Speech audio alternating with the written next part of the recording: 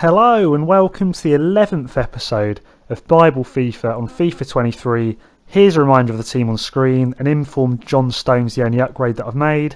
Here's what we came up against. Fairly solid team. We got Scholes, got Neymar, we have a Messi in there, and he was the bit of a menace in this game as a bit of a spoiler. We nearly go 1-0 up with a Jude Bellingham bicycle kick from the corner. The man still hasn't got his first goal for the club. I thought that was going to be the one, but not quite to be. And there is Messi taking the lead for them out of nothing for a 1-0 head start into the game. And then into the second half, bit of a stale rest of the half. Messi then bends one with a finesse shot into the far corner for a 2-0 lead, so it's not looking good for us. I go on a little mazy run with John Barnes, and he scuffs the finish awfully as the keeper tips it wide of the post, so I'm still 2-0 down. He then goes down the line, crosses one into Haaland, who somehow misses a free header. It's scrapping all over the place. It's still in the mixer.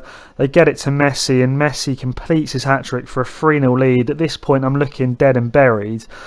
But I'm not going to give up. I've got enough FIFA experience to know this game is far from done.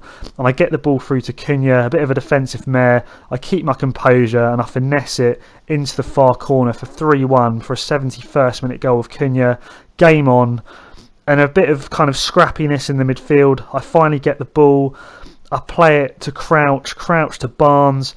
Barnes down the line. I think let's try and outrageously dink the keeper. Is it going wide? No. In off the post. 3-2. And we're one goal away from tying up the match. And I'm pressing, trying to get the ball back.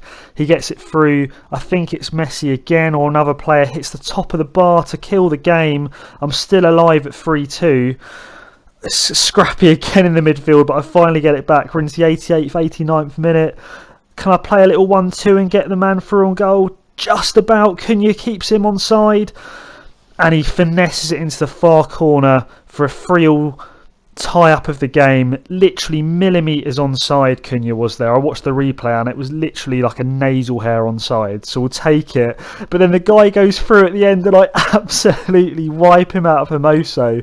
Messi goes flying. I'm sorry guys, a Christian, it's bad sportsmanship. You've got to do what you've got to do sometimes, and Hermoso somehow only gets away with a booking. Absolutely scandalous. And from the free kick, Messi plays it right down Button's throat. And it's a 3-3 draw, which I'll take, to be honest. 3-3 draw. We come back from 3-0 down for a draw. You can't argue with that. We'll take it. It does give us with a few options for the Bible passage, which we will head into now. Okay, so into the Bible passage. We're going to go with a goal that we scored with Mateus Cunha in the 71st minute and turn to Matthew chapter 7, verse 1 in relation to the goal time. And it goes like this. It's about judging others. And it says this in verse 1, "Judge not, that you be not judged." And it goes on to say, "For with the judgment you pronounce, you will be judged, and with the measure you use, it will be measured to you. Why do you see the speck that is in your brother's eye, but do not notice the log that is in your own eye? Or how can you say to your brother, let me take the speck out of your eye, when there is a log in your own eye?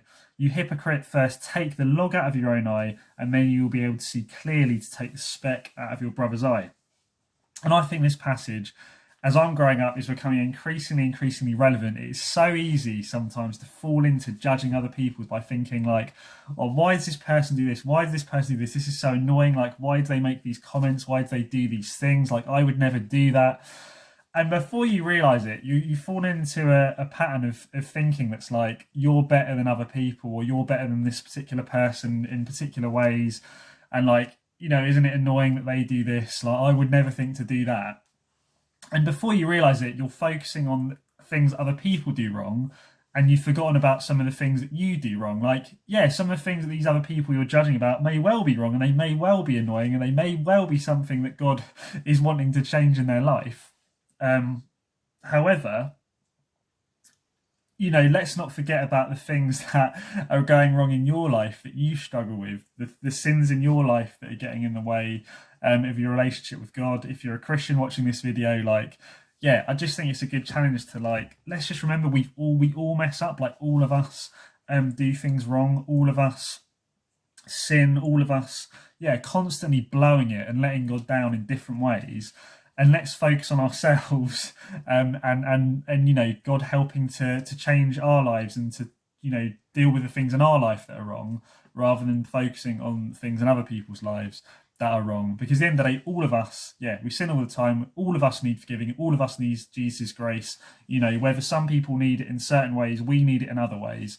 And I think let's focus on that rather than on the problems of other people. And if you're not a Christian watching this video, then I sort of want it to be a little bit of a kind of nudge that I think it's probably easy sometimes to think like, if there is a God, if there is a heaven out there, like surely I've done enough good things in my life, like more than bad, like there's much worse people than me in the world, like, I've not done that many bad things in my life, so surely I'll be fine one day, like if there is a God and there is a heaven, like surely I'll be all right. But the Bible's very harsh about saying like every single human being in the whole world does things wrong. And I think you would be a bit of a wally to deny that every single person does things wrong in the world. Like, have you ever looked at another person in a lustful way? Have you ever sworn? Have you ever, even judged someone, as we're talking about here? Like, we all do things wrong. All of us are wrong. Because God is a perfect God, his standard is perfection, all of us naturally are going to fall short of that because we're all going to blow it in one way or another. Every day we do things wrong. But that's the beauty of the gospel. Jesus came to die for the world, that anyone who puts their trust in him can be forgiven from everything they've done wrong.